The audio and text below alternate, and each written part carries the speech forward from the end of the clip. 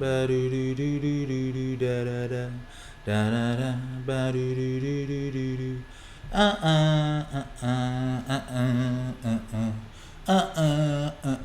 ba do do do da ba na na na na na na. Oh shit, we're live.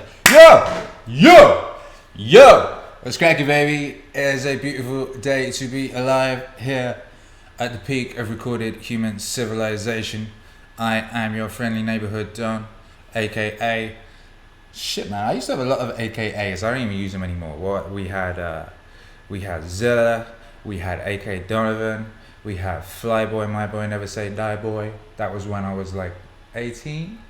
We had Kid Shifty. That was one of my early rap names. That was a good one. It was not a good one. I didn't like that one. That one was bestowed upon me. I don't think I'm Shifty. I didn't like it. I don't know why they called me that. I think it's because it sounded a bit like Slim Shady. And, that's what was up in the rap world. Gang, infinite. Here we are. It's Saturday. What's cracking with you, baby? Where are you? Where are you, baby? We need to know. Inquiring minds needs to know. It was movie night last night.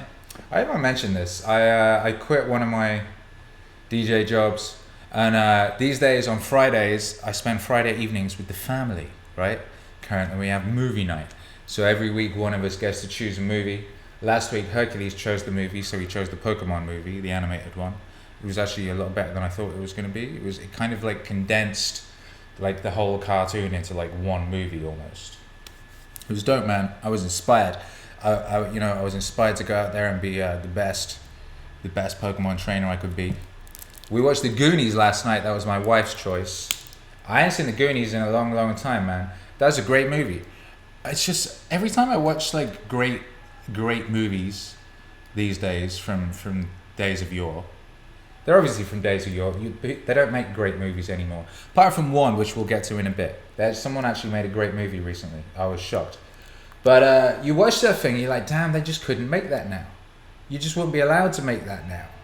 Like, half those jokes wouldn't fly, half those situations wouldn't fly, that character there wouldn't be able to be just like a normal person. They'd have to be like a fucking ninja, drop kicking people all over the place and shit. But shouts out to the Goonies anyway, man. That was dope. They had an adventure, man. He was like little young Sam Ganji was like, this is our time. Yeah, that made me a bit sad as well, because like I saw an interview with him and he was talking about like all the horrible things that happened to him in his youth when he was making those movies because of all these scumbuckets. It's crazy, man. I'm looking out my window and I just see the Hollywood sign. I'm like right here in the heart of it. And it's always so crazy to think of all the beauty around you, and simultaneously, man, there's creepy motherfuckers like wormed in there doing creepy motherfucker shit. But anyway, no light with that. Shadow is asking Akira, we're here. What's going on, everybody? Backstreet's back. All right. What up, Agneta Sundberg? Says, love your art and music combo and being a super father. Greetings to you and your family. Wow, thank you so much. I appreciate you. Shout out to everybody. Who was here first? Gregory Witcher was here first. What up, Gregory Witcher? What up, YouTube hero Alex is in the building. What up, man like Lex? 1791. I was actually wearing my 1791 shirt when I went and got coffee earlier, but now I'm wearing this beautiful silken Hawaiian shirt. So yeah, that's what's up. Do me a favor, drop the link to this wherever it is that you drop links, Twitter, Facebook, Discord, all that type of stuff. What up, 2 more V's, you bad man? What up, Denzi? What up, John? Ben, let me know where's everybody at. Let me know where you're at. We need to know where you're at.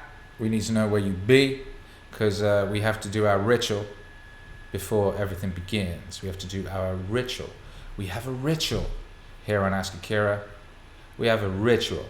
And we also got a lot of questions to get through this week, by the way. We got a lot of questions. We had I think it was a record amount of questions submitted. Shout out to my guy Sir Peppers who collects these things together. But like, there's a lot of goddamn questions. We're going to try and answer all of them. All. And that's what's cracking. So let's see, where is everybody at? Jonathan is in Arizona. That's nice. Heriberto Ramirez is in San Diego. Ben is in Ireland, brother. Nice. John's in Texas, McAllen. 2 more visas in Germany, of course he is. Yeah. Ipos. What a very interesting name. Crack is in England. Nicholas is in Orlando. Jonathan is in Arizona. What up, Hercules? Can I please have A cupcake? Yeah. Yo, man. Hercules wants to know if you can have a cupcake. What do you think? Can Hercules have a cupcake? He was asking me for a peanut butter cup earlier. He switched it up to a different kind of cup because I was like, no bueno on the peanut butter cup. It's still the morning. Actually, it's not. It's mid-afternoon. Yes, you can have a cupcake. Cupcake.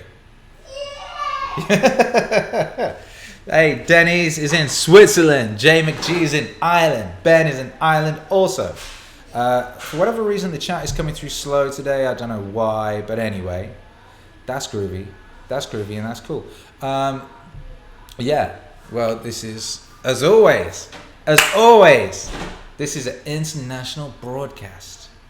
It's an international broadcast, and an international broadcast deserves an international high five. So that's what we're going to do. We're going to do the international high five. So aim for the elbow. Aim for the elbow. That's what you got to do, and that way it connects. Okay. I didn't learn that shit until a couple years ago. If someone should have taught me that at school, I would have had a lot less awkward moments in my life. All right, you ready? Let's go.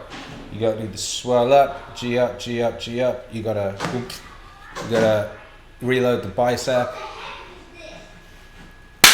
Let's go. 3, 2. Just maybe put my fucking elbow through the window. 3, 2, 1. Boom! It's that international high five. Gang. Yeah, that was a meaningful high five right there. I found it to refresh. Oh, thank you, Sir Peppers. He says, are you on Top Chat or Live Chat? And yeah, it was on Top Chat. It was just defaulted to Top Chat. God knows why. Anyway, yeah, so what's up? You know, we're just going to go straight into the questions, man. I'm just going to launch straight into question time. That's what's up. What did I need to update you on any stuff? I hope you enjoyed the content this week. We had a brand new Joe Rogan track. That was pretty fire. We had a really good Alan Watts video. We had a bunch of stuff, man. Only 4 videos this in the week rather than 5. I apologize. I didn't have time to get the long form content together for Friday. I had more gigs than normal this week. I had a private event in Santa Monica yesterday all day. That was pretty fly. I got 2 gigs today. But anyway, yeah, I've got my DJing set up here pretty much together. So we're going to be doing some live DJ sets, and that will lead to mixes, and that'll be good. Let me know what kind of shit you want to hear in that regard. Please do. Yeah, Jasper says, whoa, just got in for the high five hitting the screen. Felt awesome. Nice. Yeah, Pablo, greetings from Spain. Love your songs. Appreciate you, my guy. Shouts out to Spain. Okay, let's start with some questions. From the Discord, the Akira on Discord. If you're not in the Akira on Discord, I advise joining it. The link is usually in the description of the videos. Oh, this one, it's not. So I need to add it. I need to add the link to the video. I'll do that right now. What was I going to say? Can't do. It's impossible to do 2 things at once. I keep telling my wife I can do 2 things at once, and it's pretty much untrue. Pretty much not true. Apart from, like, you can pick files in Red Dead Redemption and simultaneously have very important conversations. Obviously you can. Anyway, there we go. The links are in the description, so you can go join the Discord. You can go follow the MEANINGWAVE playlist on Spotify and Apple. You can join the Patreon. You can join the subscribe star. You can do all these things, man. You can hit the merch link. Gang. All right. Questions and answers. Hercules, who are you talking to? Diverting Tales in the house says the Rogan track was fire, and the JP and Jocko cameos got me excited. Nice. Appreciate you, Diverting Tales. Diverting Tales has one of my favorite Instagram accounts. He just like talks about comic books. By the way, Diverting Tales, I was on your blog earlier. I actually went to it to read an article that you linked through. But, by the way, that's a rare thing. I rarely can be bothered to go and click a link. And I very much do like it when you put like the whole article, the slides in the Instagram thing. Because sometimes the way I tend to read this stuff is when I'm commuting and the internet cuts out quite often. So if it's already preloaded on Instagram, I can read it. I like the way that, like, for example, Instagram, right? That was just somewhere for people to show off their fancy photos. That's what it was supposed to be for. Fancy photos. Nowadays, the stuff I follow, it's more like a magazine. Like, people be posting whole articles in multiple slideshows. People be posting kind of like video interview things. Like, it's interesting how these platforms grow. Hercules, why are you so noisy? Hercules, go to your bedroom. I'm live streaming. I don't need to hear your Minecraft adventures. Yeah. It's so good that we have a house now and he has a bedroom. I can send him to his bedroom. Get your room. It's so good. So good. Marco Camado. He says, would you consider doing Campbell Wave? Would I consider? I've been building up towards Joseph Campbell Wave for 2 years. 2 years. We've been laying the foundations and laying the ground so that this will make sense when it happens. My goodness. And that's... Basically, I'm in the middle of the new album, which I'm finishing in the week upcoming, and then we're moving on to Joseph Campbell. And then, after that, it's Jocko season, and all sorts of seasons. And as soon as we get the go-ahead from Rogan, it's Rogan season as well, but I've just yet to be able to get in touch with the man. But we will. All right. What up, Conrad says, love your music, hypes me up so much. I appreciate you, bad man. Appreciate all of you. Yo. Okay, Venetrox says, hey, Akira, I'm sure you get asked this a lot, but what motivated you to start MEANINGWAVE? Yeah, I get this question every day. And, but it's a good question. But the answer is, there's many answers, because there's a number of reasons. One of the answers is, and this is the one I'll give today, I wanted it to exist, and this is true. I wanted it to exist, so I made it, because it didn't exist. So I think in life, it's a good idea. Things that have been successful for me in my life have all had that commonality when I look back on it. All the musical projects I've done that have been successful have been things where I created a thing I wanted to exist that didn't already exist. Similarly, when I was in music journalism, what I did there was successful was something that at that point didn't exist. I fused essentially what Hunter S. Thompson had been doing in politics with music journalism and some other stuff. But anyway, yeah, I think that's just a good strategy for success in life. Is isolate what you wish existed, and then make it so. Make it so. Shouts out to my guy Jean-Luc Picard. I will not be watching the Picard show that they're making because it's not Picard. It's some alternate universe weirdo thing. I'm not having anything to do with that. It's very freeing the way they've kind of corrupted and they're in the process of corrupting and destroying all of our heroes. And it's good because it's alright. Well, I don't need to go watch that stuff. There's better things to do.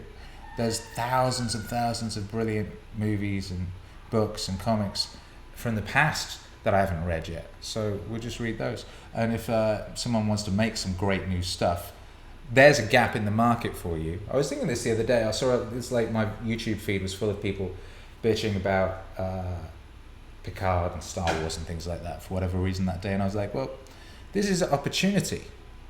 Always be looking for the opportunity, you know? And this is an opportunity to make some great stuff. If you think that the hero's journey has been destroyed and perverted by contemporary Hollywood, go make a hero's journey story. You know, if you think that heroism and like righteous virtues are missing from modern storytelling, go tell some stories with those in it. And I bet that you will find an audience, because you know, the gap in the market, man, is where you want to be. Now, let's get on with these questions. I keep nearly getting to questions. See, and then I see the chat very briefly, and I go, yes, murky, forgotten. No, that's not what I was saying. Who was that I saw? Eckhart Tolle. Yes, Mark Ranger. He's a lovely person. He reminds me of a mythical woodland sort of creature from a Tolkien book. What a beautiful man. What a beautiful man. Anyway, let's answer some goddamn questions. We've got a lot to get through. Oh yeah, so I answered that one from Venturux. Yes, so one of the reasons I made MEANINGWAVE is because I wished that it existed. So I made it. That's a good strategy. Now, I am Nick2K3 says, hi Akira, my wife recently passed away, and your fusion of original music and animation has been the first thing to inspire my creativity since her death. I want to carry that spark forward so that I feel like I'm honoring her life through my continued productive creative effort. Good. I've been searching for a person like you or Lex Villena who could share a bit about your workflow. Well, that's a crazy coincidence, because Lex is in the chat right now. That's crazy. And so is Neotic. Hi Neotic, you bad man. I've got a record for you, by the way. Who could share a bit about your workflow when it comes to video editing / animation. I assume you use Adobe After Effects, but was wondering if you had any insight as to a creative workflow for the type of animation aesthetic that you've achieved. Thank you for the inspiring work you do. I should mention that I would happily pay for that type of workflow information as well. Well, first off, I am Nick2K3. I'm very, very sorry for your loss.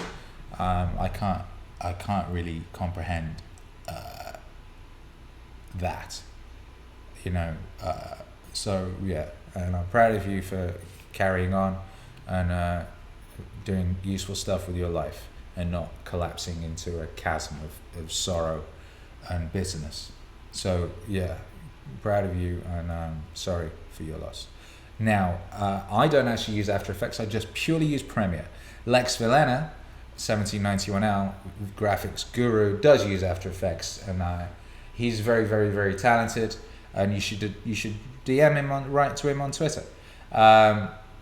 I'll tell you something. I currently do not have time to make workflow tutorials and things of that nature. I've got a schedule of albums mapped out for the next 10 years that's going to keep me very busy. But interestingly, I was on Twitter last night, and Sam Hyde, the homie, very talented also, says he's going to start giving lessons on After Effects and Premiere type stuff.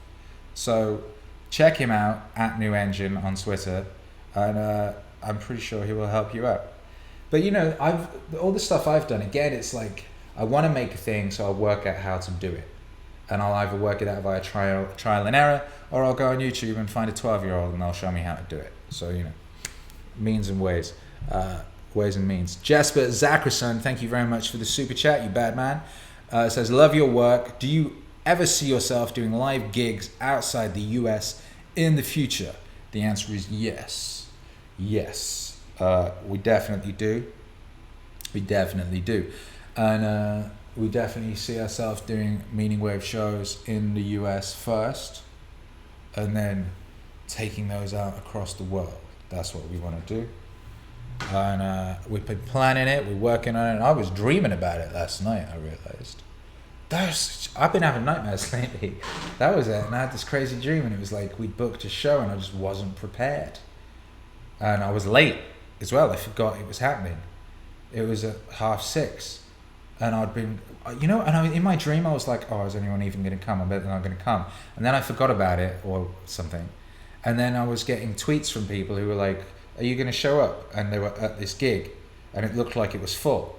And then I went there, and I got there really late, and it was actually like a sort of town hall where you might have a religious meeting or something with a few plastic chairs, and it was like half full, but everyone there was really nice, and they were like really eager. But I hadn't done any preparation, and I didn't have any of my equipment. Anyway, other people's dreams are very boring. But what this proves is that this is something I'm thinking about and taking very seriously. So there. Greg, have you had a chance to read your DMs?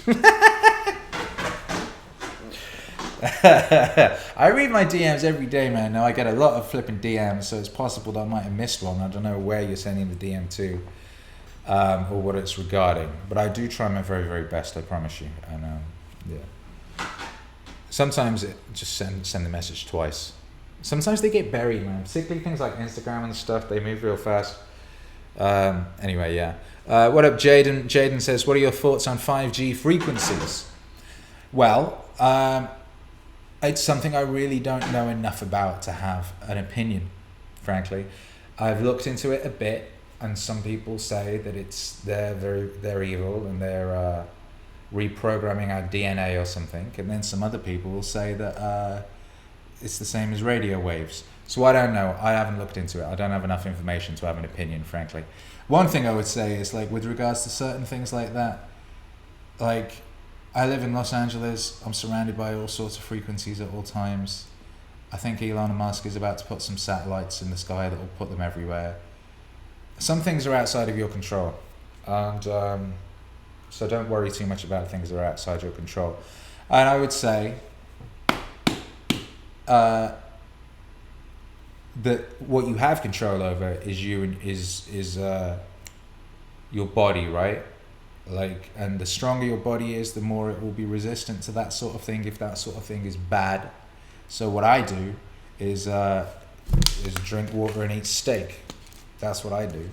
So my body is better equipped to deal with attacks. So that's what I would say. I ain't know shit about 5G really, but I do know about my body.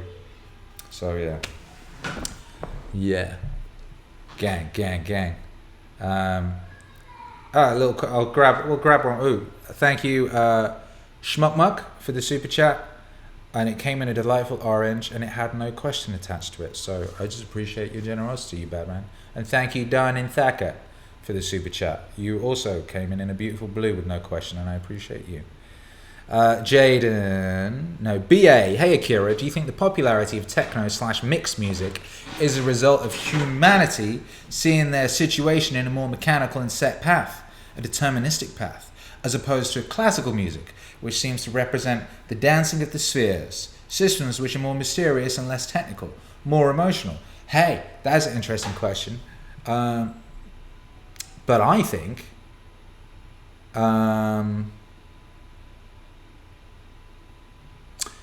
I actually think it's a result of technology. Now, that kind of ties in, I guess. Maybe on a subconscious thing, it might be. But I honestly think most musical trends are a direct result of the technology.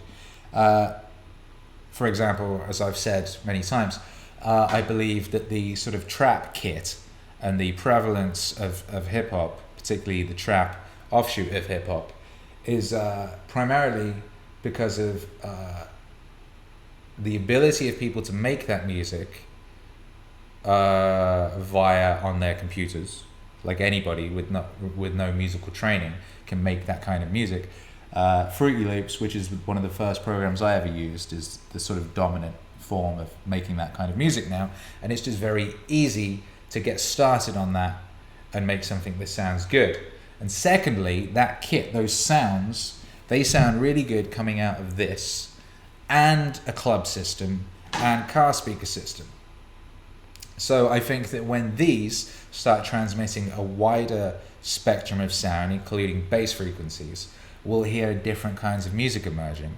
And when it becomes easier to program stuff that's not as grid rigid, because I basically like, if you're working in Fruity Loops, you're like drawing in blocks. It's a bit like Tetris, is a way of thinking about it. So you're just drawing in blocks and it's kind of on a grid, so it's kind of has that feel. Fruity Loops was initially, people were using it to make techno, by the way, because you can just draw in the 4/4 kick pattern, doof, doof, doof, doof, doof, doof. Yeah, so I think that's why. I just think it's easy. It's easier and more effective to make music like that.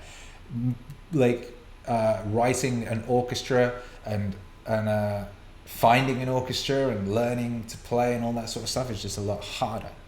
So I just think it's that. That's what I think. Yeah, shouts out to Orinoco, says I still use FL Studio. I would use it too if it was on Mac. Well, if it had been on Mac. I switched to Mac and it didn't have that, so I went to Logic. But, you know, I got a love for FL Studio, and I still think of it as Fruity Loops. So then. Jaden also asked, will you ever do a H3 wave? Papa Blessed. Papa Blessed. Shouts out to Ethan and Healer and little Theodore. Shouts out to them. Are they the first like wholesome YouTube family? I don't know.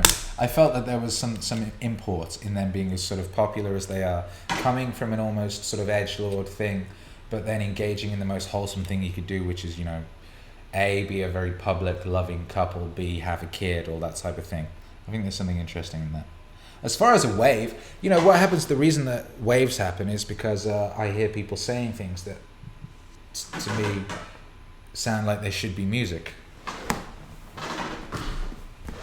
So if that ever happens when I'm listening to those guys, then a wave will occur. To this point, I haven't heard them say anything that made me want to make music. But, you know, never say never. Never say never. Darren Thacker, Fruity Loops and Acid. I never knew what that lyric meant. Well, that lyric actually was a double entendre, because the programs I was using to make music were Fruity Loops and Acid Pro. But at the same time, I was also, or I'd just come out of a sort of period of engaging in things for which those words could be used to describe those things. I guess you could put it that way. Now, Sir Peppers, my guy. Even though the Goggins album's not on Spotify yet, are there any plans to release the instrumental album soon? The answer is yes, next Friday. There you go. Yes, next Friday is the plan with that. Oh yeah, do this. That's a useful thing to do. I do that quite often. Okay, here we go. Cyclops 94. So, did you like it or what? Regarding Once Upon a Time in Hollywood. Yo, Once Upon a Time in Hollywood is the new movie by Quentin Tarantino, the 9th movie by Quentin Tarantino. It is my favorite Quentin Tarantino movie since Jackie Brown, at least, maybe earlier. I loved it. I loved every second of it. It was one wonderful experience. I thought it was beautiful, brilliantly done. I was pulled out of the experience a couple of times by his ever-increasing foot fetish. But, you know, it's like an artist. It's okay for an artist to have repeating quirks. And he's an artist. What it made me realize is, holy shit, people just don't make fucking movies anymore. Like, that's a movie. That's a movie. That's a guy's vision. That's a vision of a guy. And that's great artists making great art. It is not boxes checked by a committee, which is what every other movie I've seen in the movies for the past like 3 or 4 years is. Maybe longer. I think I really am done with these Marvel things and things of that nature. I think I'm done. Particularly after seeing that, because you're like, oh man, it can be this good, it can be this soulful, it can like be this glorious and joyful and wonderful. Also, one great thing about that movie is it's a very, very timely movie. And I think it went over a lot of people's heads, but you can tell from the negative reaction to it, who found it offensive, because whether they understood it or not, it was about them. Primarily the aspects, the cultishness. For example, there's a bit in it when Thingy Bob, what's her name? Really annoying. Lena Dunham turns up, right? And it's like, oh, what? Why is Lena Dunham in this? And then you're like, hang on, Lena Dunham is playing like this cult, brainwashed, cultish, important, virtuous busybody type. And you're like, oh, that's sick. That's like when that's when Stanley Kubrick got Tom Cruise and Nicole Kidman to play those characters in Eyes Wide Shut. Holy shit, this is genius. This is amazing. And so it's like this whole thing, and like, you know, you've got these cult members and these like ideologically brainwashed cultists who think they're really virtuous and stuff. And if you haven't seen it, I don't want to spoil it. But it gets so good, it gets so glorious, it gets so wonderful.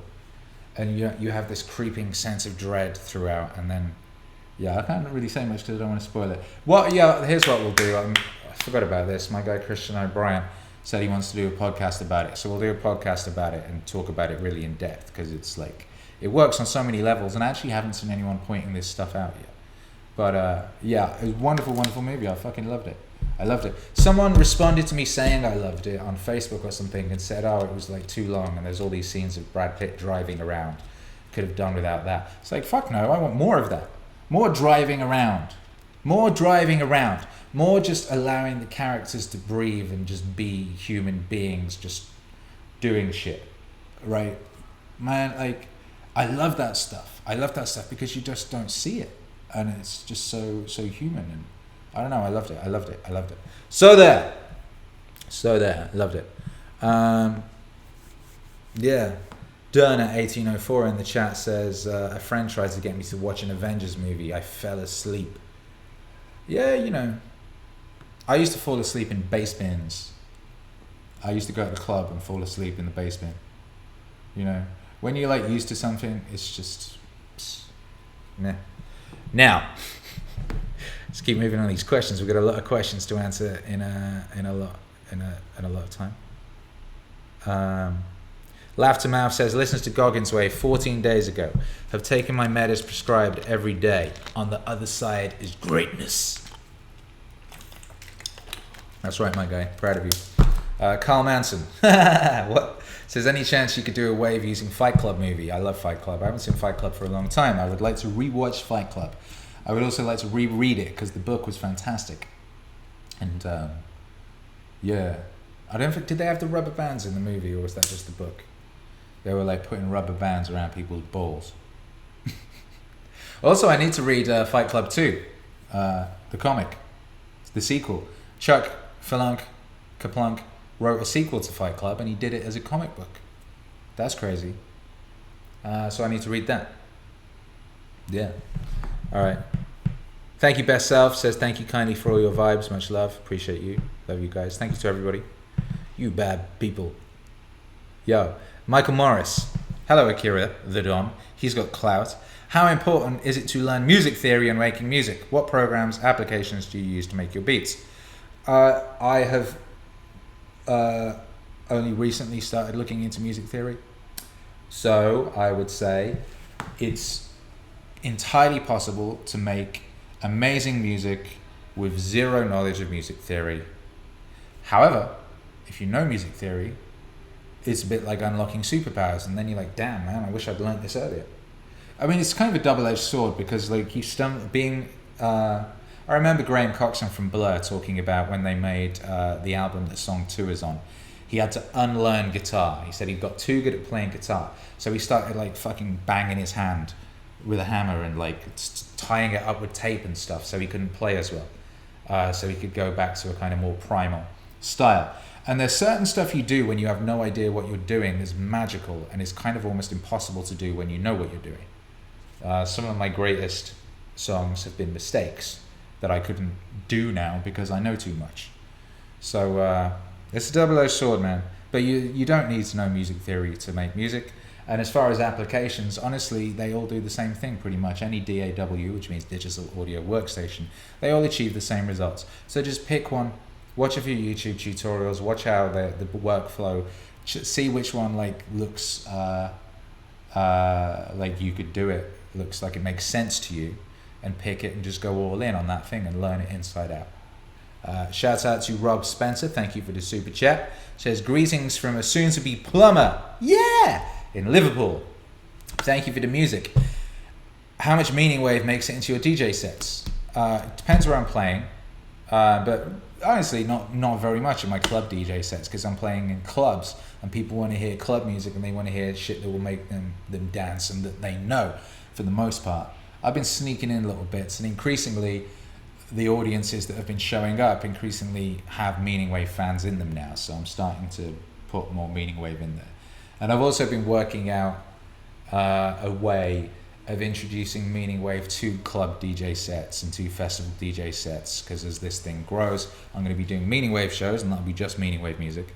But then I also want to be doing club shows, and it'll be like, maybe in the build-up, you could put in Alan Watts talking about something, or Jocko hyping you up or something.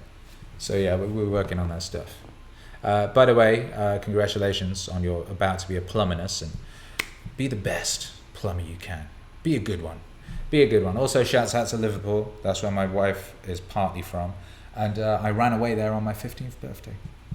And I was in Liverpool for a few days, being 15 years old and homeless and sleeping in abandoned buildings. And nobody killed me. So shouts out to Liverpool all day long.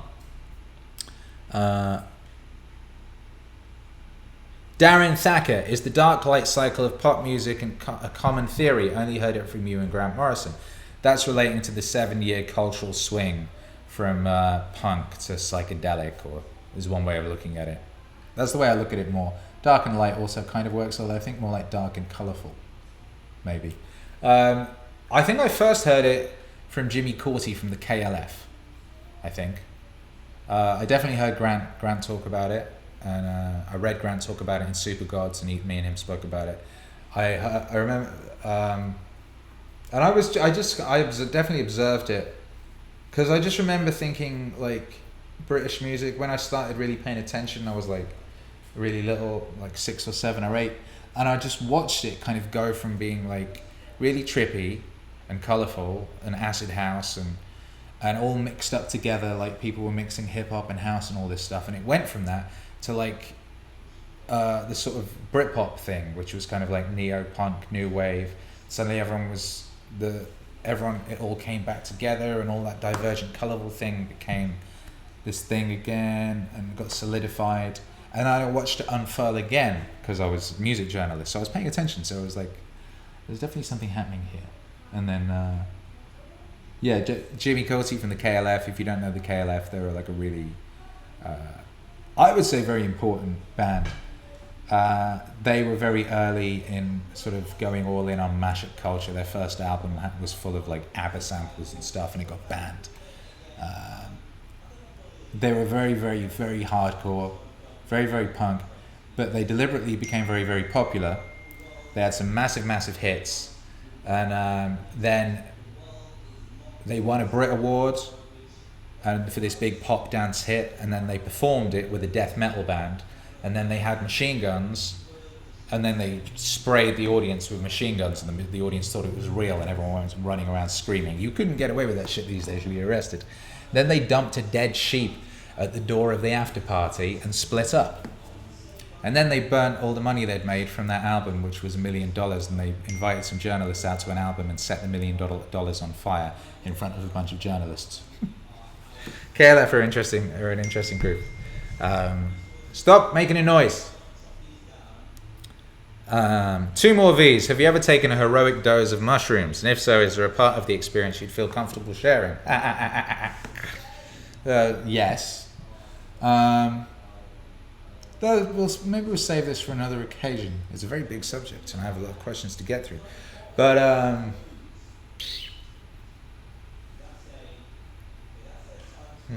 they used to grow. They used to grow like right by where I lived in Wales, and they grew behind the science block of my school. So it was a very trippy school. Wales is very trippy in general. Nexon Mozart. If Britain becomes a shithole, you'll be very welcome in Croatia. Thank you. I already skipped Britain. I already moved to Los Angeles. But if Los Angeles collapses into a hole in the ground, maybe I'll come check out Croatia. Maybe I will.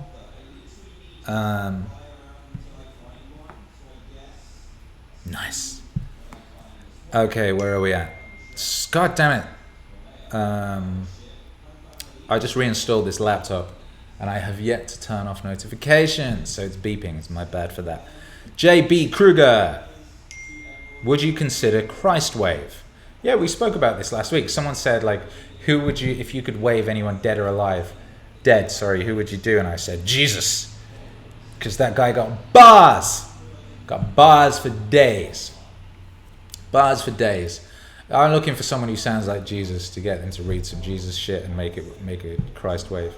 If you know anyone who sounds like Jesus, let me know. Yo, Hercules! Get in your bedroom. Turn off Dan TDM. I'm live streaming up here. How many times have I got to tell you?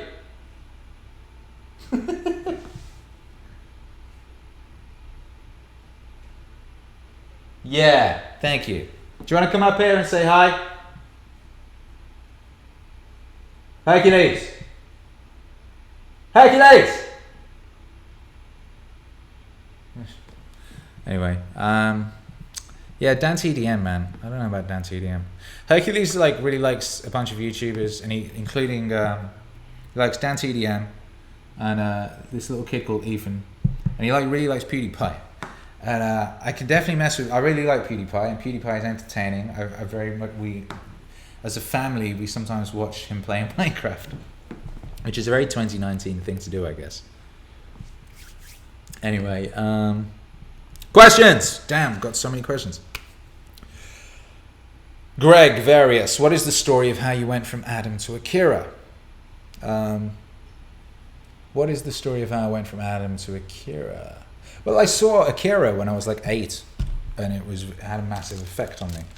I remember Grant Morrison talking to me about how when he was about 8, he saw 2001: A Space Odyssey, and it just had a massive effect on him and really changed him. And his mum he got his mum to take him to see it at the cinema. I believe he said 6 times. And I was a bit like that with Akira. So I got Akira on VHS, and I just watched it a whole bunch of times, and it kind of rewired me into a more cosmic way. The way people often talk about how having a psychedelic experience where you'll realize the largeness of everything and the truth of everything. Akira did that for me long before I went anywhere near any kind of psychedelic. And at some point when I was a rapper, I needed a new rap name because the one that had been bestowed upon me I didn't like, or whatever it was, and I was on tour, and we were on tour, and we were only allowed to rap. Like if we were at a service station, we could only rap to buy something or whatever it was. And I became very, very good at freestyle rapping, and so therefore I announced in the midst of one freestyle session when I was battling with my homies that I was Akira the Don, and then I was, and that was just the truth from then on. And so yeah, I think that was it. What advice would you give to teenagers, i.e. people in high school, says Jaden Wave. Actually, there's another question coming at the end that will tie in with that. But one piece of advice I would say, well, I mean, I hated it. It's not, my wife loved school. I hated school. So for people like me who hate school, the advice I would give you is that it will be over soon. It's a small part of your life, and it will be over. And there's out there, maybe the people in your school, you don't like them or whatever, or maybe they're assholes, but there's really cool people out there in the world, and you're going to meet them, and they're waiting to meet you. They're excited to meet you. So just hang on in there, man, and just don't do nothing stupid. It's going to be okay. It's going to be okay. How's your diet going, and has it contributed to your hyperproductivity? Assuming time returned is a major component, says Real Talker 101. Yeah, the big point. Diet's going great. I've been steak and water guy since last February, so that's a year and a half now. It's going great. Thank you very much. Feeling great. I've just started adding weightlifting to the regimen, and that's instantly great.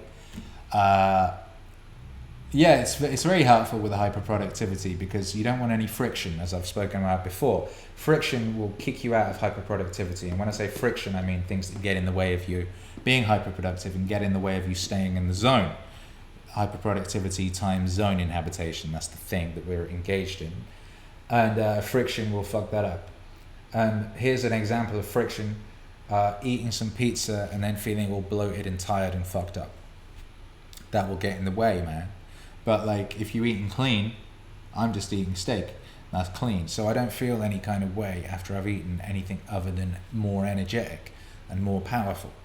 So food does not cause me friction. Also, I don't have to question, I don't have to think about it. I don't have to have that goddamn, oh, what we gonna eat tonight, baby? I don't know what do you want to eat conversation. I know what I'm gonna eat. I'm gonna eat steak. So it's just it does definitely help.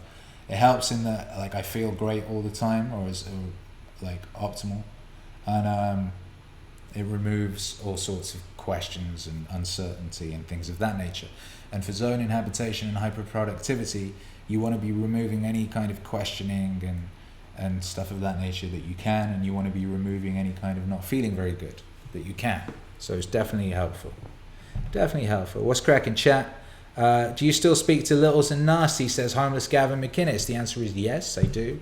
Actually haven't spoken to Littles for a little while, for a couple months. I spoke to Nasty like last week. So yeah, we keep in touch. Yeah, I miss those guys. People, I think someone else has asked, there's a question coming up, do you miss anything about the old country? And I don't miss much about the old country, but I do miss my rap super friend homies. Because like, I had my little home studio, and they would all come around all the time, like every week, and we'd hang out and make music, and it was a part of my life that I really enjoyed, and I do miss that bit. But nothing lasts forever. Nothing lasts forever. Laugh to Mouth says, now that you've made it, what's something you used to tell yourself when you weren't sure what the future held? Now that you've made it. Yeah, I haven't made it, but I have made it, I guess. It's a tricky one, right? Because it's like, what's made it? When you've made it, when you've really made it, that's when you die. Because there is no plateau. There is no made it. Made it would mean that I understood everything, and that I'd become optimal entirely, that I'd transcended. And that's certainly not true. However, I am at a point that I long to be at in days of yore. I dreamed of this point, this beautiful family, roof overhead, you guys, ability to do what I love, and that provide these things. Yeah, and so that is amazing. And that is amazing. And what I used to say to myself when I wasn't so sure what the future held was that this will come, because I was sure that it would. So I was sure that we would make it. I was sure we would make it. I always told my wife that we're going to make it. Everything is going to be okay. Mini Manny Mo. Bitty Bitty Better Better. Mini Manny Mo was a K-pop song we used to sing. In the darkest days, we knew that I always knew. I don't know if faith is the right word, but I knew. And this is what I say to other people, you have to get through the hardest part, because that's when most people will give up. So the reason most people don't have the lives that they want is because at the point where it gets most difficult, a lot of them will stop. But that's the point that you have to get through. It's on the other side of that is the thing. As Goggins says, on the other side is greatness. You have to get through the hardest part. You have to get through the suffering and the pain and the hardship and all that stuff. And on the other side of that is what you're looking for. So you have to go through that. You just have to. Something I'll be trying to teach my son. You have to get through the suffering. And that's hard for people to do, but that's what you got to do. So yeah. So I was always sure what the future held. I was always sure that I knew what was on the other side, and I knew how to get through it was through consistency and suffering and just fucking going all in and sticking to it and not giving up. So that's what I would tell myself now, and that's what I would tell the people around me. Jerry the Sheriff, what was your experience with Jordan Peterson? I guess you mean like how has it been interacting with him, or doing a podcast with him, or making music with him? Anyway, the experience has always been wonderful. Always been wonderful. He's been nothing other than just really fucking lovely and generous and gracious. Generous with his time, generous with his sharing my work with his audience and helping me out and recording vocals for me and then inviting me on his podcast and things of that nature. He's been nothing but generous and lovely, and just very, very easy to talk to and get on with, and yeah. So yeah, shouts out to him. Love to you and your family, Doc. We're praying for you every day, and yeah, many, many, many, many adventures to come. Much still to do, and so much to do. Shit. We got so much to do, baby. We got so much to do. Word XP, do you have an emergency plan / escape plan if things got apocalyptic in LA / USA? No, I'm not a catastrophist. Now, obviously, a man with no plan is no man. But I don't have a fucking nuclear bunker, if that's what you mean. Sheila, what up, Sheila? 613, you bad motherfucker. For someone who is a big fan of yours, but just jumping on the bandwagon now, where do I find your older music? I want to hear everything. Do you have a Discog list? Must love from Ottawa, Canada. I don't know if I have a Discog list, actually. And I deleted a load of stuff. I've been making music since 2000, as far as releasing it. And it kind of was in like 3 stages. So there was the first stage, and I was kind of inventing stuff and making stuff up and making all this weirdo rap music and uploading mixtapes. And no one else was doing that then, by the way. I uploaded the first mixtapes. If you go on Wikipedia or something, it says Ghostface had the first mixtape. I had mixtapes going up for 2-3 years before Ghostface dropped that mixtape. But anyway, I deleted all that stuff. And I deleted a lot of the stuff that was on almost everything that was on my YouTube channel. I deleted most of the stuff that was on Spotify and things of that nature. All I left up was the first and the second album and a couple of the early EPs. And I couldn't listen to those myself. In the same way, it would be difficult for you to read a diary of your from your teenage years. It's like, oh God, who is that person? People will be like, man, you changed. I'll be like, hell yeah, we out here learning. Damn right you changed. But so what would I advise? Everything that I didn't delete, there is still a lot of stuff. It's all on Bandcamp.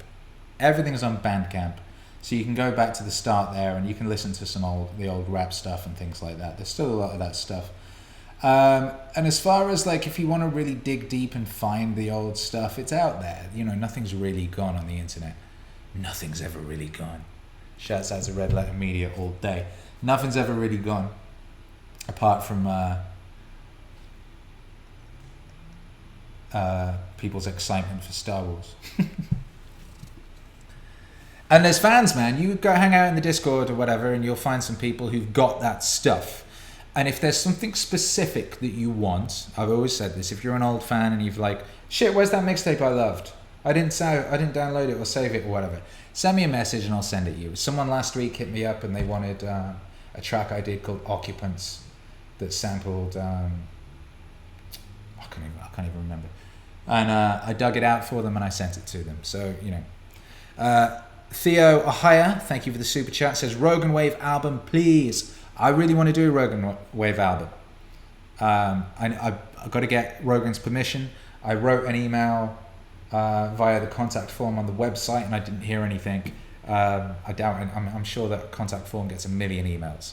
So yeah, I kind of think with this stuff, it's when a person hears it, the way it happened with Peterson was he heard it because so many people sent it to him, and then he noticed when I hit him up, and then we got in touch, and then I got his permission to make an album, and I did.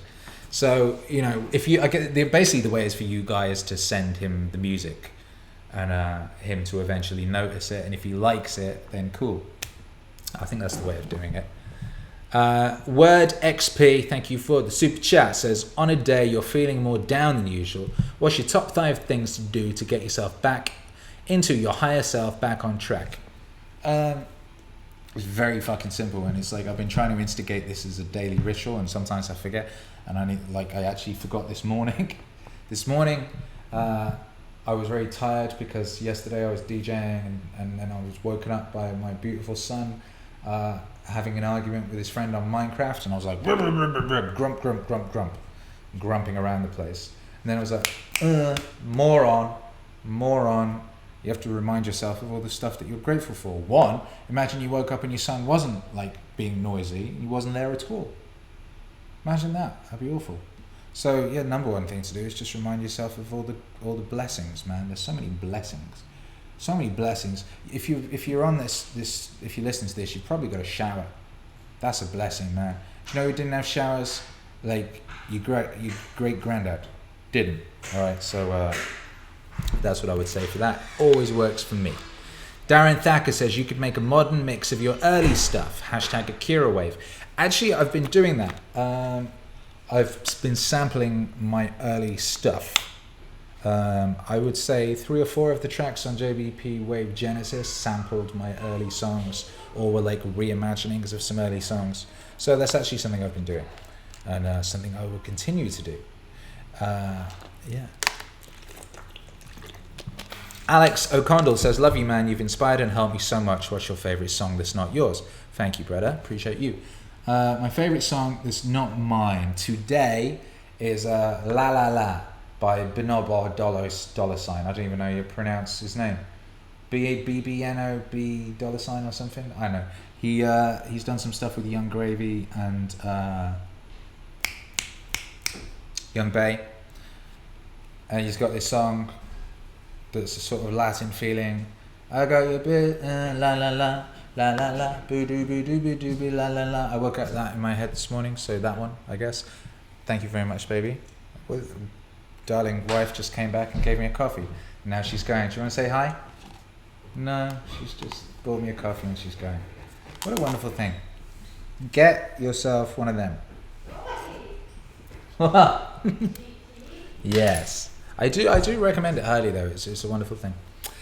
Mr. Worcester says my dad grew up in a home without a shower. See, exactly. Like I remember my primary school didn't have a toilet. It had like an outside toilet. You had to go down the bottom of the sports field or whatever, and there was like these outdoor toilets that were basically like sheds. So diverting tales, Gothwave 2. Good question, because Gothwave 1 wasn't actually what I was aiming for, to be honest. I wasn't congruent at that point. I hadn't quite got into congruence. I wasn't hyper-productive and in the zone. So I had an idea, I wanted to make Gothwave, and I had an idea for what it was. And what came out wasn't really what I was aiming for, to be honest. And I would like to do Gothwave and have it come out how I want. So, but anyway, I have an idea for what I'm doing. Well, I know what I'm doing for this Halloween season. It's gonna be yeah. You could probably guess. Maybe you can guess what it is. Questions. Oh my lord, we're running out of time and I've still got so many questions to do. What are we going to do, ladies and gentlemen? Should we go over time? Should we keep this succinct? Hey, what up, Herky? Hey, you got a peanut butter cup. Mummy is here and she got me. Did Mummy say you could have it? Yes. Mummy said you can have the peanut butter cup. Mm-hmm. Well, there you go. Daddy been horrible and mean and said you couldn't have one. Mm-hmm. Horrible daddy. And shouting at you to stop playing Dance EDM really noisily. So Herky's got a peanut butter cup. He's very happy. Yeah, drop a wave emoji in the chat if you're feeling the peanut butter cup acquisition. So what's going on with you, Hercules? Huh? You're going to talk or you're just going to munch noisily? Just going to munch noisily. All right, I'm going to carry on answering questions. You dropped some chocolate on my arm. Thank you very much. So we got a question here. Oh, here you go. Perfect time. Oh, hang on. Man, so many questions. I'm confused. Right. What is your biggest struggle you've faced and how have you overcome it? Oh, man, that's a good question. I had a lot of struggles in life. Do you know what the biggest struggle was? The biggest struggle that I had to overcome was myself.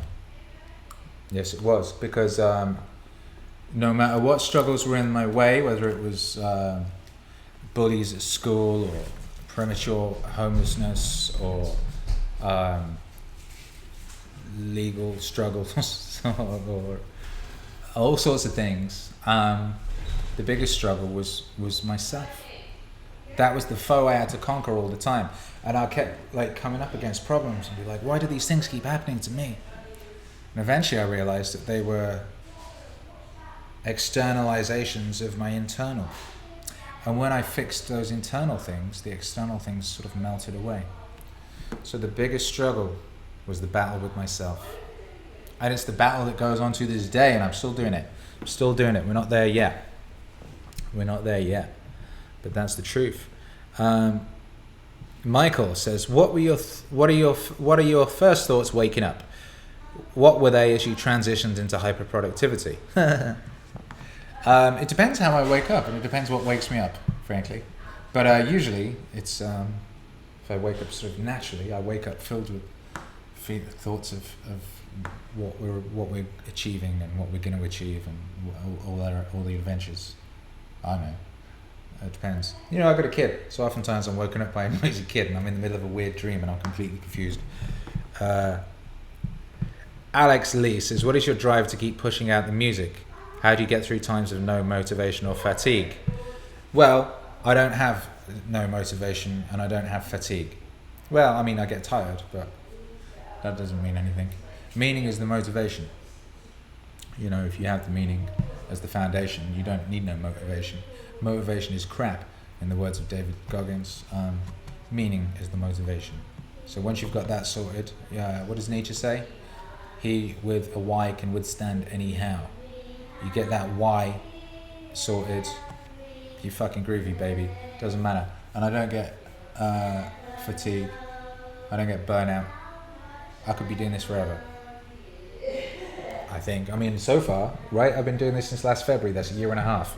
No signs of letting up. Things are only intensifying, increasing, more hyperproductive, more excited, more joyful, more purpose, more meaning. Meaning compounds. It all compounds. It all compounds. Ben says, feeling jealous about that cup. Right? Word XP says, eat a peanut butter cup on Dado's live stream and glide out. Hercules 2019. Real shit. But yeah, it's like, the compound interest thing that we talk about on the Naval album, right? And one great example of that is marriage. Marriage is a great example of compound interest. Like, the deeper into a marriage you get, the better it gets, and the more you achieve within it, and the more you trust the other person, the more you understand the other person, and the more in sync you are with the other person, the better and better and better it gets. And the same is true with the relationship with yourself and what you're creating. If you're going all in on it, it just compounds. It's very interesting. Derek says, have you heard the old song Touch by Daft Punk? If so, what do you think about it? It's Daft Punk, so it's great. That's what I think. To be honest, like off the top of my head, I'm not sure which song by Daft Punk is Touch, but I'm pretty sure it's great because I've never heard a Daft Punk song that wasn't great. Discovery was my favorite album in 2003, I think it was. And I still play a lot of that when I DJ. I play a lot of Daft Punk when I DJ. I'll be DJing like straight rap sets and chucking in Daft Punk in there, and it works and people love it because Daft Punk are great. Daft Punk are truly, truly great and consistently great. Audio Didact Polymath says, any advice navigating the learning curve around fair use and copyright law for audio sampling? Jesus Christ. My advice on that one, it's an ever-changing minefield. I would say if you're starting out, if you're just starting out, and if you're just putting stuff up on YouTube and SoundCloud or whatever, just do what you like. Sample anything and everything, right? Because, I mean, maybe the algorithm will detect it and it'll get taken down. But if the algorithm doesn't spot it, go for it. Because the worst thing that's going to happen is you're going to blow up and someone's going to sue you. And notice the worst thing you're going to blow up. Because no one's going to sue you until you blow up. All right, so that's a good problem to have. And you've already blown up, so you can deal with it. You know, that's what I would say. Once you're on a certain kind of level, people be looking at you and shit, and it's like, and if you want to be putting stuff out on legal streaming platforms, then you want to be getting copyright wherever you can. Clearance wherever you can. So my advice would be, get clearance. As I've said, it's like, as Naval says on the Naval album, the superpower of the internet is it connects everyone to everyone, so you can hypothetically reach out to everyone and eventually get that clearance. The other thing is, like, you know, make yourself really great so people like want to be a part of what you're doing. I like, on my second album, I sampled a bunch of stuff, and it took a while to clear those samples. My mum actually did it on that album. She like read a book and worked out how to do it and got in touch with people and stuff. And like, we sampled a song by Dollar, who were quite a big pop band at one point, and they like thought the record was really good, so they did it for like really, really not very much money.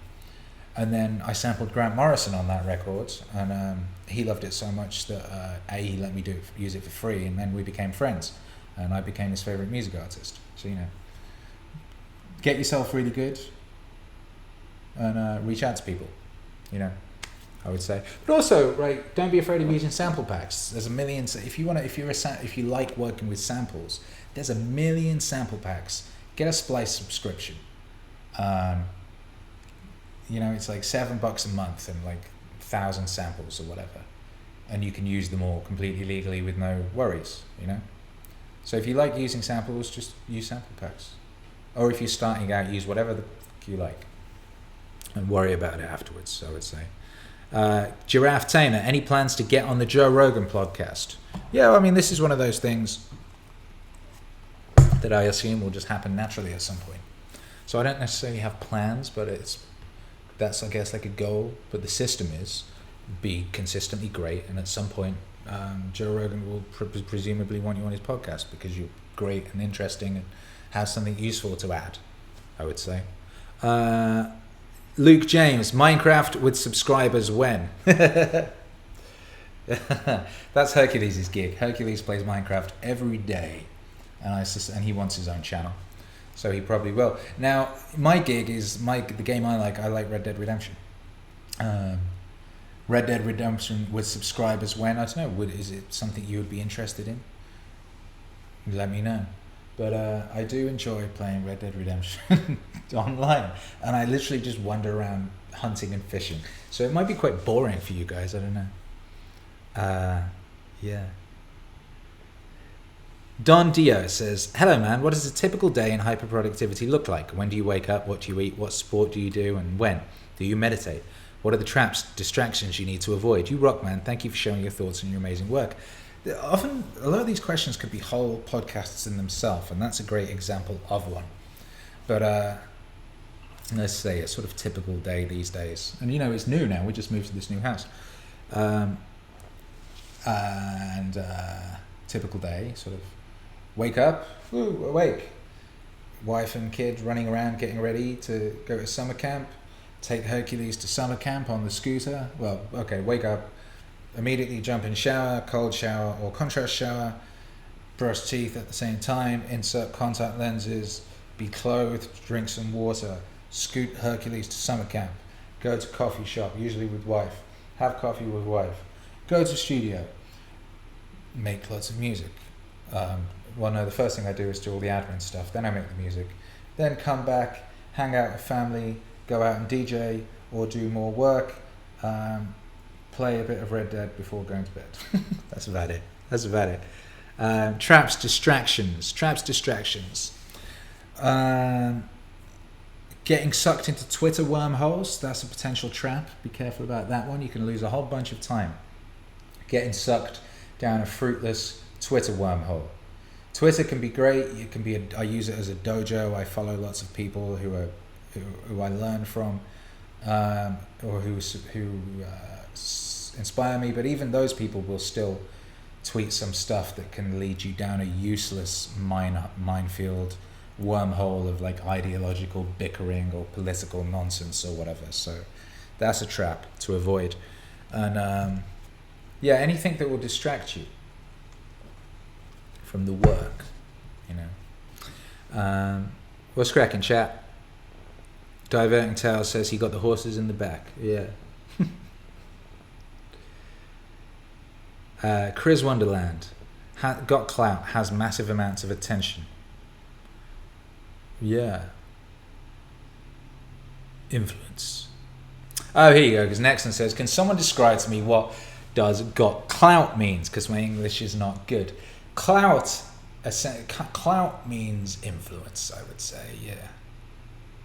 Clout, not necessarily like huge amounts of attention. You could have clout while not having that much attention. Actually, it's possible.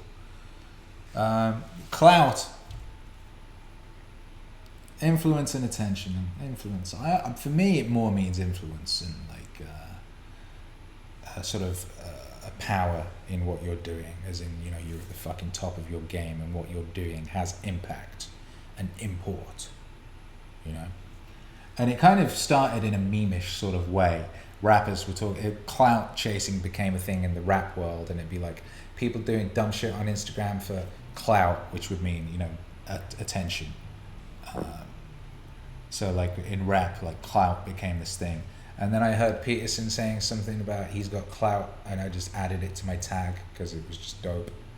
And then it became a self-fulfilling prophecy, because like the more you go, Akira the Don, he's got clout, the more clout Akira the Don accrues. It's interesting how these things work.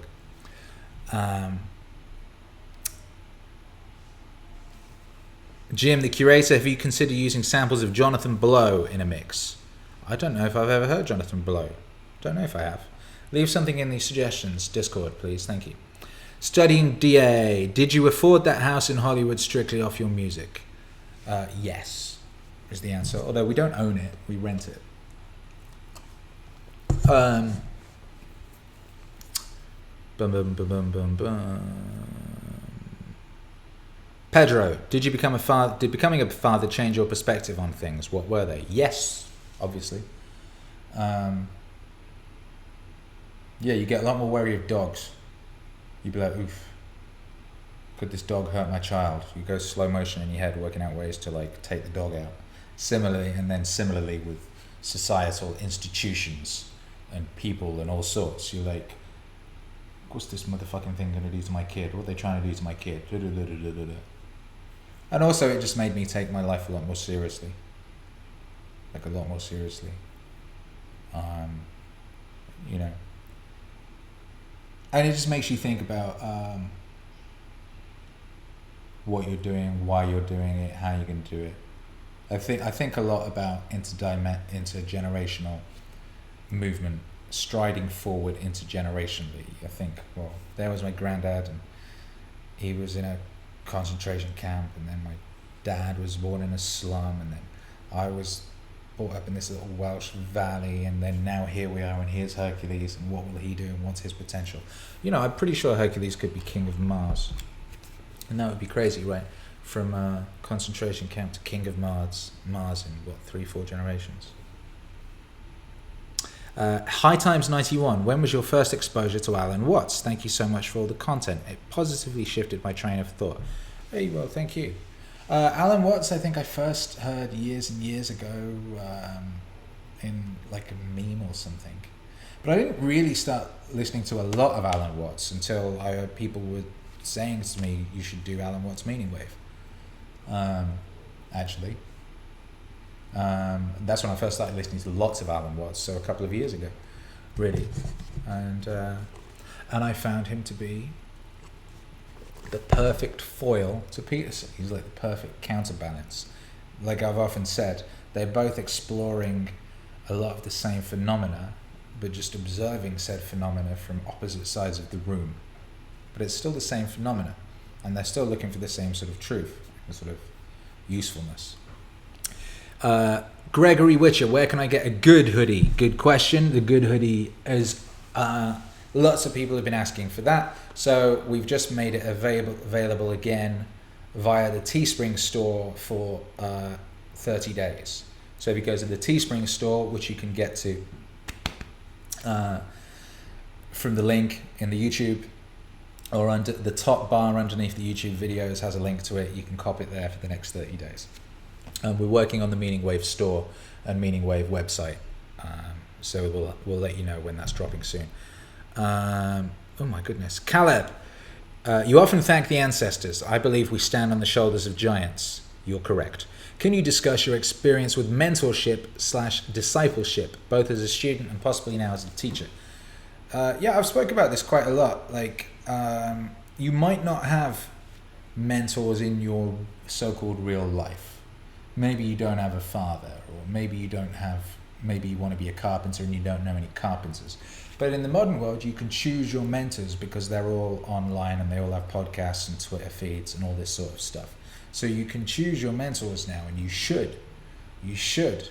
And as far as the other way around, this is one of my sort of principles, like in this whole thing. You should always be learning, and you should also always be teaching, because if you cannot explain what it is that you know, then you do not truly know it. Certainly if you cannot explain it in a way that someone who does not know it will understand and be able to apply to their own life. If you can't yet do that, you don't yet know it. And the way you get good at that is actually by doing it. So I've been trying to create instances in my life where I can pass on that which I know to others, and that's why I'm doing this stream, for example.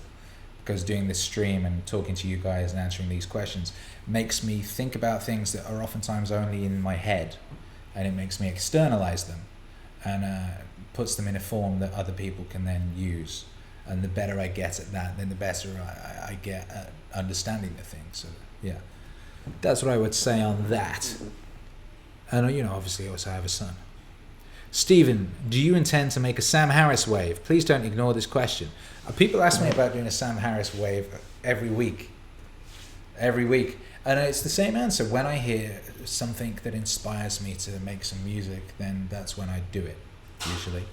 Sometimes I have people that I definitely want to make music with because I know I've heard them say things that fit into the structure of the sort of overall story that we're telling here, or the overall mission. And so I haven't heard any Sam Harris say anything yet that I wanted to turn into music. So if you're one of these people who keeps writing to me asking for a Sam Harris wave, give us some examples of some stuff that he said that's like really fucking amazing. I listened to his Free Will audiobook, by the way. So I have listened to some of his stuff. Ricky, ever miss Wales? I don't do much missing. I'm not one for missing. I don't dwell in the past. I'm engaged in the now. I'm not in the future either. Pretty much I'm trying to be in the now as much as possible. And whenever I'm not, that's when I'm fucking up. That's when I'm not being as useful or congruent or good as I could be, or whatever I find. So yeah, I don't go for missing. Obviously there's stuff. That's a beautiful, beautiful country. There's a lot of wonderful things in it that I think of fondly. I try to be thinking of fondly rather than missing, because missing is lack. You laughing down there? I had a snort from my wife. Alexandria says, to get all the wonderful meaning waves, is the Patreon $25 a month the best plan? Also, is there a way to get your complete discography in one shot?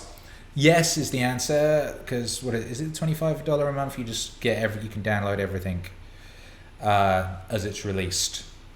As far as getting the complete discography, you can buy the whole lot on Bandcamp, and I believe it is 60% off if you buy the whole thing at once. So the Akira that on Bandcamp is the place for that, and the link is in the description.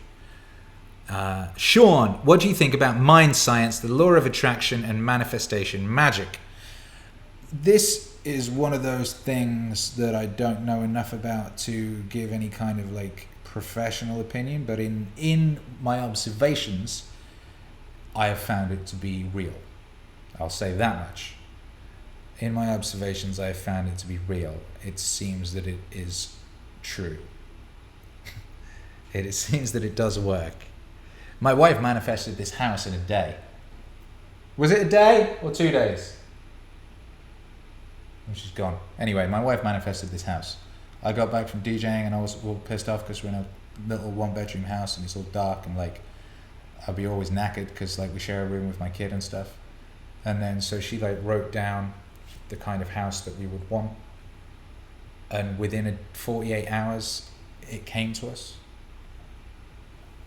by a whole bunch of crazy circumstance.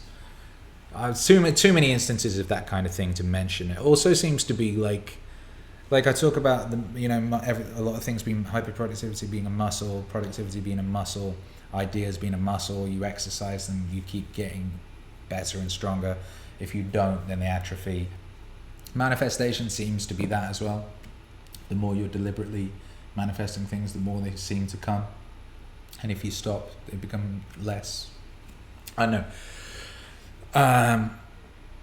It's one of those areas that seems like it's got lots of woo in it. So you're like,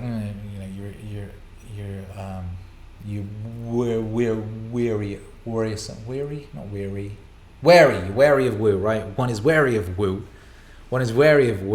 But I've just seen too much of it actually happen to dismiss it, frankly. So there. Matt Howard says, Akira, assuming all goes well, what sort of time frame are we looking at for a world tour? And more specifically, my humble home of Australia. Time frames are difficult things to predict. This is pretty much down to you guys. Because, if there's obvious demand for shows and a world tour, then it's a lot easier to make that thing happen. And the more obvious a demand, the easier it is. Let's look at the Peterson thing, for example. There was such obvious demand for him for speaking engagements that one of the biggest touring companies in the world, which was Live Nation, came to him and signed him up, and then he's been touring the world ever since. There's a thing in that 1,000, what's it called? That essay, that 1,000 fans essay, which suggests all you really need is 1,000 true fans who really, really love you and what you're doing, and they love you and what you're doing so much that they kind of become your sort of marketing force, because they'll tell all their friends about you and all their friends and so on and so forth. So that's our model. That's what our model. So it's basically, the more of you want this to happen, the quicker it's likely to happen. So if you're in Australia and you want me to play Australia, I definitely want to play Australia. So the best thing you can do is just convert as many of your homies as possible, and that's how it'll happen. Thank you, JMCG, for the super chat. Have you ever considered an Alexandra Jodorowsky wave? Now you can tell the fact that I can't pronounce that I'm not even sure who that is, although it does ring a major bell. So maybe it's on one of my lists, I don't know. Please send me something. Put something, anything like this, right? When you're like, I want Akira to do a wave. Find the bit that you think is the sickest bit of them talking in the shortest form. Don't put like a 2-hour talk, because I'm not necessarily going to have time to listen to a 2-hour talk straight away. Like a small thing, like a 5-minute thing or whatever, and put that in the suggestions bit on the Discord, and I'll check it out. There you go. Jasper says, will you be making some cool stickers and sell as merch? Yeah, definitely we're going to got stickers. People want stickers, I want stickers. I would definitely put them up everywhere, says Jasper. Exactly, you see. So yeah, we're definitely going to be doing that. I'm going to get... if anyone out there can do this for me, that would be great. I would like to make available a template so that people can spray the MEANINGWAVE logo wherever they want to spray it. So like a cutout template. Someone once made me an Akira the Don one for the old Akira the Don logo, and that was cool. And then people were spray painting the Akira the Don logo all over the place. So if anyone out there can do that, that would be dope. Hey, we're nearly at the end of the questions. Yes, we're powerfully answering all your questions. Roberto Pacquiao. What up, Roberto Pacquiao? June Wave 2 release soon.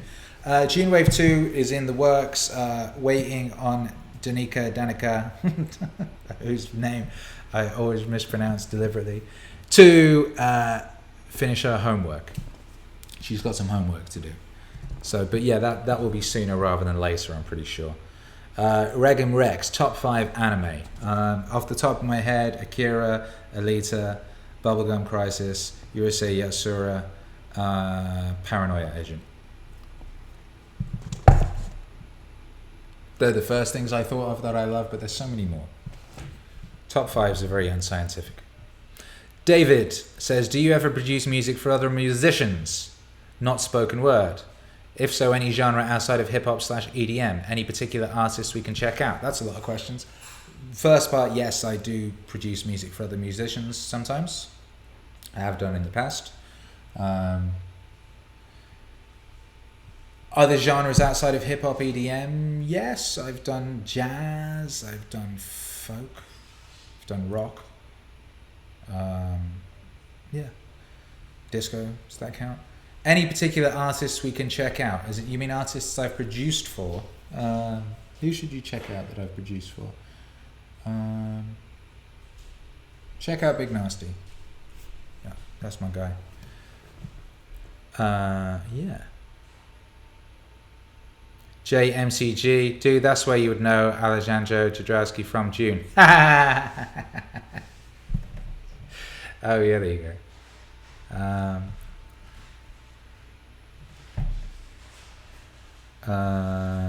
If I can get the USAF to have a festival to distract from the insanity of storming Area 51, will you DJ for a slot? Yes. Yes is the answer.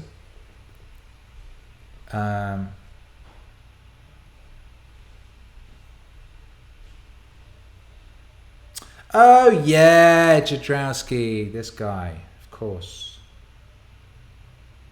Yeah. Hang on, where was I? What's your go-to software? Says Sue Frisbee. What up, Sue Frisbee? It says top fan next to Sue Frisbee's name. I wonder what that means and why it says that. Anyway, Sue Frisbee, it depends what you mean go-to software for. I use a lot of software. I use Evernote for capturing my brain. I use Evernote like a second brain. So any thoughts I have, ideas, websites I want to remember, lyrics I want to remember, bits of audio I record on my phone, PDFs, questions from you guys, fucking anything, I dump in Evernote, and then I can find it later. I use Evernote a lot. I use a thing called Superhuman for my email. It's a very, very, very, very hyper efficient piece of software that makes going through my email pretty much like 20 times faster than the Gmail client. Yeah. What else? What else? I'll give you a couple of other good bits of software. I use the Brave browser because it's not Google, and you just don't want to have too many eggs in one basket, man. You don't want to have too many eggs in one basket.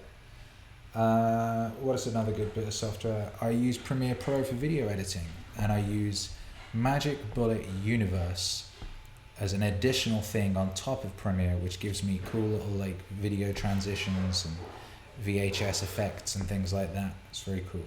So there's some software that I use. Thank you for the question. Derna1804 says, is Hercules homeschooled? Yes, he is. Yes, he is. Yes, he is. Ooh, excuse me. Chris says, what album is coming next? Well, the next album is very practical. I promised a practical album. We kind of oscillate between the mind and the body here at MEANINGWAVE. We believe that the combination of the two is very, very important. And the next one is super practical. The last couple of, let's see, if you think that, what order did we go in? So if you think that Goggins was very practical, spiritual, right? It's like all this spiritual stuff, how to practically like smash through mental blockages and stuff, how to carve an iron mind utilizing physicality. And then we had the practical usefulness in a spiritual fashion of wealth via the Naval album. So it's like, get through that crush through that mental trap that money is evil, and actually work out the difference between money and wealth, and why wealth is the important thing. So the next one is very, very practical, and it will help you with all of those things. Helps all those things together. Very, very practical. And then we're going super, super mind again. We're going deep into the mind again. And then we'll swing back again. And every time we swing, I think of it like a big pendulum that's going boom, boom, and every time it goes this way, it goes a little further that way, and it smashes a little harder into whatever wall might be on that side. Jaden Hensley says, do you think your music quality is related to all of the songs being harmonically compatible? Hey, did you notice that? Or did I tell that? I don't know if I've mentioned that. But yes. Yes, that's a major key. Not a lot of people do that. I don't know anyone that does that actually, with certainly not with album sequencing and stuff of that nature. Because part of what came from DJing is like you work out that if you play harmonically compatible songs, as in songs that fit with each other harmonically, think of it like you could sing the chorus from the next song over the previous song and it wouldn't jar, right? And then you move around like that, and you can move from key to key to key, and it's removing friction. It's right. I keep coming back to this. So this is something I'm realizing is removing friction. The more you can do that in the more aspects of your life, the better. So mixing music together harmonically removes the friction of sort of being jarred out of the experience of listening to it because the keys were not compatible with it, basically. And I do that with my albums. All my albums are harmonically compatible, like as in the songs mix into each other in a harmonically pleasing fashion. So if you listen to the albums in sequence, they will all work harmoniously. And yes, I do think that that is a key. That's a key. Ola Berglund says, I've never seen anyone use this much hand gesturing before while talking. Do you actively think about it? No, I don't. I've never thought about it, actually, until this moment. No one's ever said that before to me either. I wasn't aware I was overtly hand gesticulating. What are you going to do? It's kind of conducting, right, I guess. I don't know. Or is it dancing? I have no idea. I've never thought about it. Literally never thought about it. John Stone, 1993, says, for very creative people, such as yourself, do you focus on one track or idea from start to finish, or do you sporadically switch between projects when inspiration hits? If the latter, how do you keep organized? I mainly these days do the former. I think that's helping with the productivity. I just focus on a thing, do the thing till it's finished, move on. I used to be the sporadic guy. I used to like, ooh, I've had an idea. I'm going to work on this idea. Ooh, another idea. And then you end up with like 50 half-finished ideas. So yeah, for the most part these days, I just like have a thing. I'm going to work on this thing, then I fucking work on it until it's done. And then I move on to the next thing immediately. Hermit Crab, hey Akira, love you. Thank you. As always in your work. Thank you. Have been thinking about you for a long time now, and I know you already have plenty of material and recommendations, but if you ever searched or wanted to do a music set on peyote or other psychedelic containing cacti, I'm sending you a video, probably the most well-known or respected name in cactus research. His couple of videos would make great MEANINGWAVE. Well, thank you very much, and you guys keep sending me stuff that you think is useful, because a great deal of what I've done came from you lot, so thank you. And okay, we've run half an hour over. This has been a very long broadcast, so thank you for being here, and thank you for all your questions, and I'm glad we managed to get through all the ones that were submitted in advance, and all the super chats, and a few of them from chat as well. Chris Pitaku, I always read that as Pikachu, says, that's cool you described your music as a pendulum breaking walls. That's totally what I perceive your music doing for me. Good. Wonderful. 420 Iron Firehorse says, authentic creative people always use lots of hand gestures. Peterson is totally autistic in his hand gestures. LMAO. Yeah, maybe that's true. Oh, this says, any tips on hand gesturing? Shit, I have no idea. I literally never thought about it until you just mentioned it just now. Frankly, I don't know what tips I would give either. Is it even a good thing? I don't know. If you're listening to this on the podcast, you wouldn't even know that I was hand gesturing. Sir Pepper says, questions complete, almost complete. Also, Sir Peppers, I think there was only 3 here from Instagram, and I'm pretty sure there was a lot more on Instagram. So now I'm worried we didn't actually answer them all. And maybe we missed the post that asked for them. Maybe we didn't. But here's the final question I'm going to answer today. Actually, I'll take one more from the chat.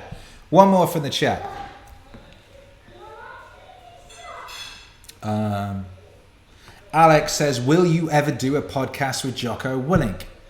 I would like to think so. That would be beautiful. Hey, here's a fucking crazy thing I discovered this week. So my son is called Hercules. Guess what Jocko's son is called? Thor. Jocko Willink's son is called Thor. And my son is called Hercules. How about that? Who'd have thunk it? What a crazy world. What a crazy world. Okay, final question. Real Caleb Lamb wants to know, if you could tell 20-year-old you one thing, what would it be? Oh, shit. When I first glanced over these questions, I thought that was if you could tell a 20-year-old, what would it be?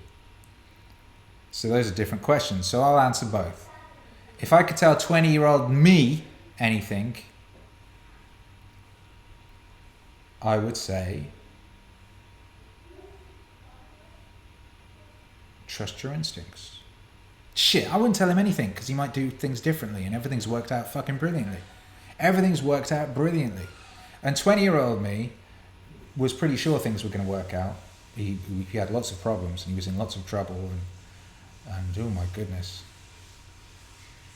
But shit, man, like, shit's beautiful. I've got a beautiful wife and son, I'm in a beautiful house, got a beautiful family of bad motherfuckers out here in the chat chilling with me. Like, shit, man, shit is dope. 20-year-old me was on the right path. But if I would say anything to any 20-year-old, I would say, because with 20-year-olds, you'd be looking for stuff, right? You'd be like looking for girls, you'd be looking for success or acceptance, all sorts of things. Stop looking for things. Everything you're looking for is within you. All right? The potential for everything that you're looking for is already within you. So what you've got to do is you've got to bring that out.